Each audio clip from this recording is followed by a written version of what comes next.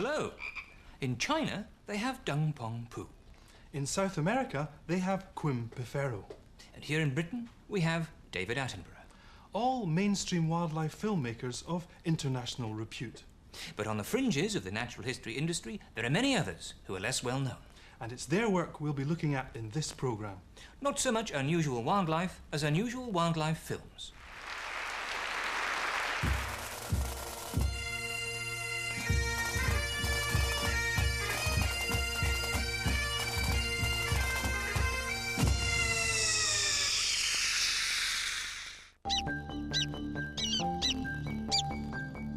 As long ago as 1927, Professor Nathan Flon of Vienna had established that animals were physiologically capable of laughter. But earlier this year, a scientist from the University of Tring made the extraordinary discovery that not only do animals laugh, but that they deliberately congregate to hear other animals tell jokes. Down at the waterhole. So popular is the waterhole that not everyone can get in. Sorry, it's full up. Oh, bloody hell. And when the audience has settled down, on comes the comedian. Tonight, it's a gibbon. He certainly knows how to make an entrance. Hey! Hey! I say. Now, if you're being charged by elder wildebeest, what's the best thing to do? Pay 'em. Hey, right now, why does a lion never eat coke, mate? Because when he's asked how he wants it, he always says, roar! Come on, be honest, eh? Ho-ho! Now then, hey, why couldn't the elephant go swimming? Because he didn't have a pair of trunks! Hey! As it gets later, the audience gets more excitable. So, oh, hello.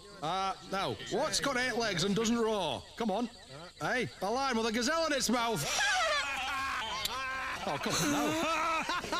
Hey, come on. You catch up, sir. No. Get off! Hey. Get off! Those that are easily offended tend not to stay. Come along, Ringo. Not what I call family entertainment. Hey, no, come back, dear. No, it's lovely. Hey. By now, the atmosphere is positively dangerous, but the comedian is determined to finish his set. Now, listen to this, hey. Now, why has a leopard got spots, eh? Ho, ho, ho! Because he's got terrible skin, eh? Bloody bug. Oh, come on, lads. Hey, no, come on. Hey. Shaking monkey. Right, well, this'll get you going. Now, listen to this, hey. Why shouldn't you play cards with a pride of lions, eh? In case one of them's a cheetah! What? No, come on. Hey! Bloody have it. Well, thank you very much, and I'll be off well. A human comedian that doesn't go down well is said to die. Amongst the animals, the comedian has to die before he can go down Come on, well. lads. Oh, got a laugh.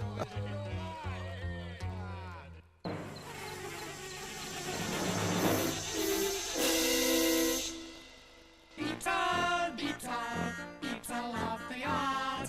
Beetle, his shell is very hard. Look, it's Constable Beetle of the yard. I was proceeding across some dead leaves when I was approached by a bush baby who wanted directions to the nearest bush. I was able to tell him. If only all police beetle work was as simple and satisfying as this. Sadly, it isn't, as the events of that evening showed. Look! How can an insect get to sleep with all this noise? Bollocks. Right! I'm gonna get Constable Beetle. I hurried to the scene of the disturbance. Oof. It was the termites again. Every year it was the same. The young termites would get a pair of wings and out they'd come, flying about, shouting, cheeking other insects. And you can't tell them anything because, like teenagers the world over, they just don't want to listen. Get hip, Daddy-o. Yeah, blow, beetle man, blow. Nevertheless, as a beetle of the law, I was obliged to take them to one side and warn them that if they weren't very careful, their attitude would be their downfall. Well, you can't put old heads on young thoraxes, and they just kept on and on until it all went too far and the very thing that I was afraid would happen occurred. They'd woken up the big frog who lives in the muck.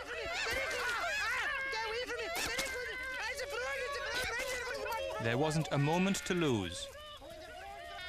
But thanks to years of police beetle training, I was able to talk some sense into him. And after he'd eaten another 500 termites, he went away. In the morning, the termites, decent chaps really, set about repairing the damage of the night before. I think they'd learned their lesson. Until it happened again, anyway.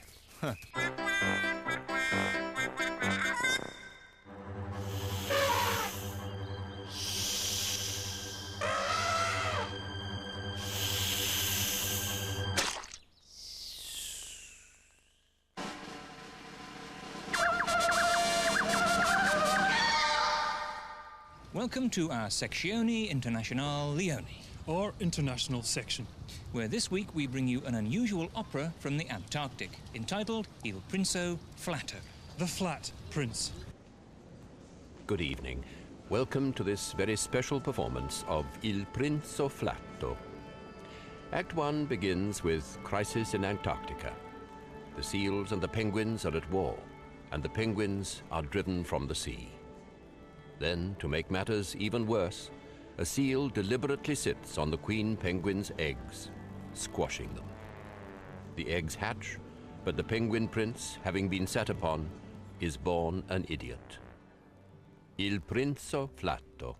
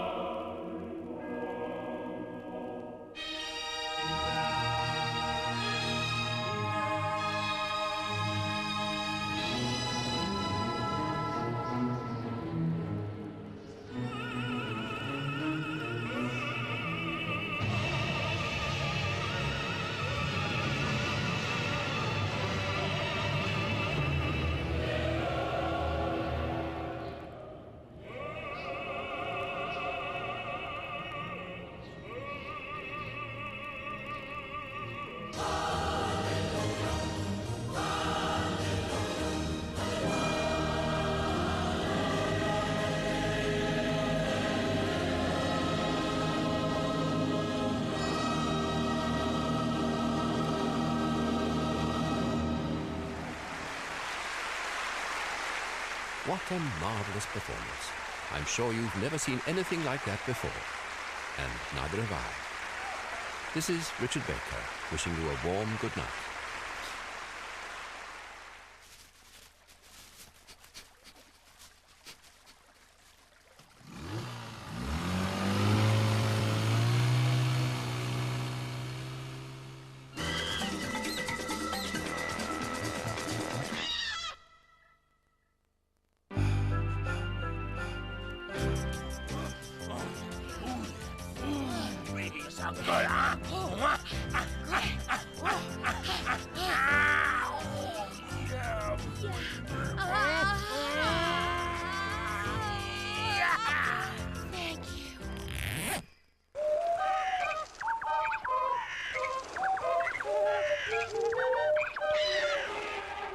Look, you can't have just one locust. It's a swarm or nothing. Sheesh. We're in the office of Moses K. Bra, animal agent to the stars. Over the years, he's represented them all. Lassie, Flipper, Skippy, Champion the Wonder Horse, the Camel. Brilliant performers all, but sadly no longer with us. And nowadays there don't seem to be any animal film stars. Why is this? The industry's changed. Nobody wants to see performing animals anymore. Now it's all natural history, wild animals. Look, I'll show you what I mean. Now, here's a nature film, seen by 35 million people. Now, take a look at that lion. What's he doing? Nothing. He's not acting, he's just being a lion. The people want that. I got lions in my books, I get them a lot of work. But basically, they're nobodies. Was Buzzy the Fly one of yours? I remember him when I was little. Buzz! He's a huge talent. That fly could sell out Carnegie Hall for a month.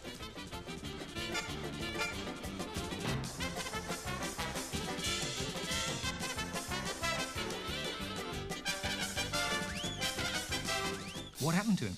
He was killed in a car crash. It's tragic. He was still alive when they got him to hospital, then he got sucked into a life support machine and that finished him off. Didn't something terrible happen to Roy Rogers and Trigger? Oh, Trigger was okay. But the original Roy Rogers broke his leg in a dancing accident and had to be replaced. You know, there were 7 Roy Rogers in all, but only 1 Trigger. He was a real pro. Anyway, I want you to see something you've never seen before.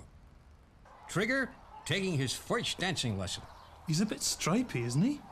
Well, he had to wear a lot of makeup. That man's got him by the testicles.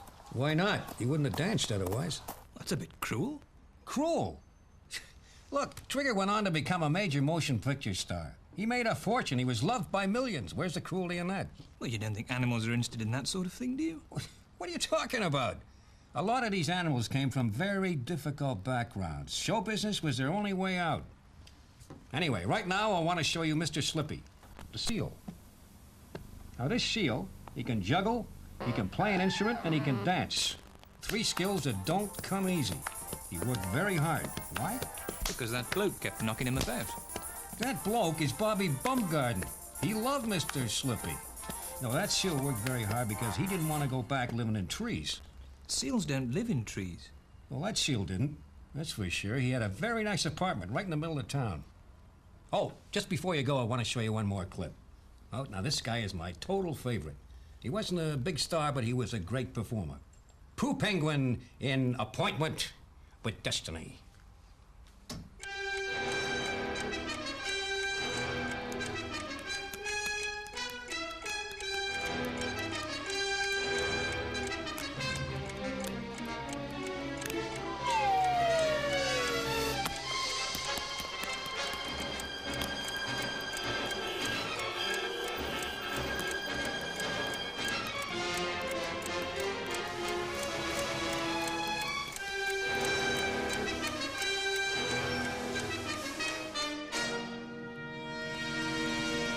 Now we bring you a commercial for the latest release from groundbreaking German record label Deutsche Squeakerphone. Deutsche Squeakerphone was set up by Wolfgang Amadeus Diddley Diddley Dee, who loved music and animals so much that he brought them both together in what's become known as Beast Beat. How are you doing? Having a good time party reverb this bank holiday? Ho, ho, ho, ho. You will find most agreeable the 20 dancing classic. Why not Mambo with the Grebes? In their popular music song, I've brought you some sticks. Ich brot da, ich stick. Ich bring Sticksteisen you. Ich mach nach mich, my darling, und tanze. My darling, time for Humpfen und make love. Which way is it? Thank you, Mambo Grapes. The sticks are very nice. And now, why not tango with the tree frogs?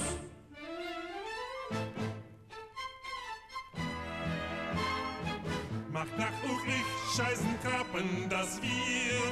Macht nach der Triefrock Tango. Yeah, the rhythmical movement is very pleasant. And in the last place is the Scottish country dancing Highland housefly fling. Ho ho ho, look at the legs.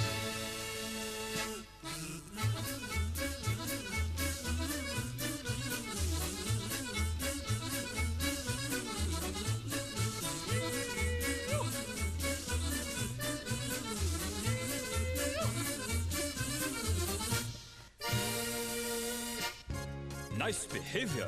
And there's lots more from the Deutsche Squeakerphone 20 Dancing Classic. And be remembering that it's unwise to forget that this record is not available in the shops. So, don't dance alone, dance with Squeakerphone. It's mostly agreeable. Goodbye.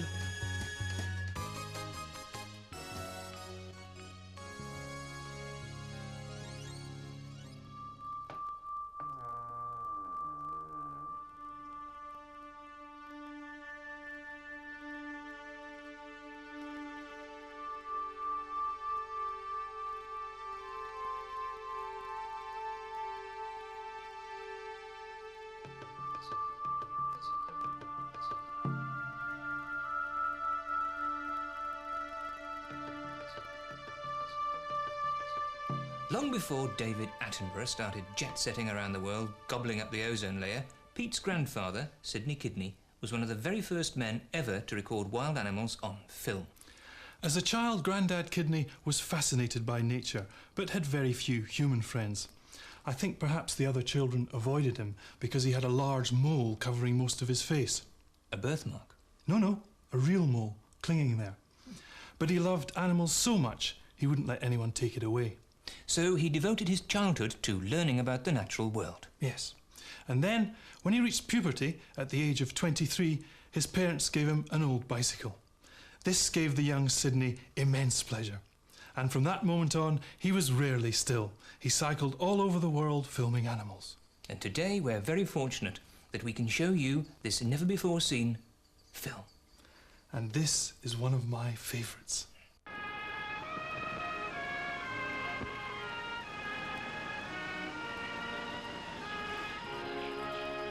Today I am in a state of great excitement as I set out to film one of the strangest sights in Africa, the black and white minstrel, a tiny bird which lays an egg 10 times larger than itself, all the while whistling a merry tune. This extraordinary event happens only once, in a swamp many miles away. Even my bicycle seems eager to witness this rare occurrence. And as I cycle past these large animals, I cannot help Oh, there's a private hair caught in the camera. I wonder if I can just shift it with the... Oh dear, my front wheel has just gone over a lioness, causing considerable damage. I hope the lioness is all right. Oh, she's dead. Well, this is a double tragedy, for both the lioness and my bicycle are out of commission, so I must proceed on foot. However, this does give me the opportunity to show you these elephants going about their business. The elephant, largest creature on the plains, is also the neatest. This one is tidying up. And this big fellow is doing a bit of hoovering. How thorough he is. I hope the elephants don't object to my abandoned bicycle before I can return to salvage it. My next port of call is a nearby village. The chief, as always, is delighted to see me. I tell him of the bicycle accident, and he suggests that I send a letter to the Halfords representative in Mombasa. I dictate the letter and know that it will soon be on its way, as the crow flies. The bird is no sooner on his way than a terrible rumbling sound is heard. Can it be an earthquake? Or a thunderstorm? No, It is a herd of elephants stampeding. My worst fears have been realised. The elephants have found my damaged bicycle and are furious with me for leaving Africa untidy. Unfortunately, there is nothing I can do. So, using an old Boy Scout technique, I run away. I realise that it will be best to take to the waters if I'm to reach my destination before the bird has flown, as they say in London. I procure a dugout canoe from a local fisherman for the extortionate price of 1 pipe. A friendly tapir bids farewell, and once again I'm on my way to see an event so unusual it almost doesn't happen. And there's the nest. How the black and white minstrel, a bird no bigger than a cucumber sandwich and using only beaks and spit, can build such a nest is astonishing. This is ornithologically the most exciting thing. Oh, they've gone away. Oh. A friendly tapir, sensing my intense disappointment, is sympathetic. With heavy heart, I begin my long return journey. But my spirits lift with the arrival of the man from Halfords to repair my bicycle, damaged by the lioness several days ago now. As quickly as we can, we make our way to where I left the bicycle, passing some of the people made homeless by the elephant stampede going the other way. As we approach, a terrible suspicion is forming in my mind. Vultures. They've picked the bicycle clean. Tires, saddle, even the brake blocks, all gone. The man from Halfords can do nothing.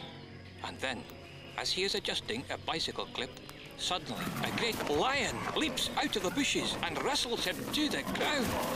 I realise that this must be the husband of the lioness I ran over, who has lain in wait for the return of the rider of that deadly bicycle. Misled by the bicycle clip, he's got the wrong man. There's nothing I can do except film what happens, as the lion becomes a whirling dervish of biting, slashing, tearing fangs, and the man from Halfords is no more. The man from Halfords had lost his life, the natives had lost their village, and I had lost my bicycle. A terrible trilogy of tragedy. Well, that's all for this week. Hope you've enjoyed the show. Good night from both of us. And from me as well. Oi, mate, I love your jacket. Here, give me it. Yeah, let it go. Oi, come on, what are you struggling for? Give me the jacket, it's lovely. Come on, give me that lovely jacket. Give me the jacket. Lovely.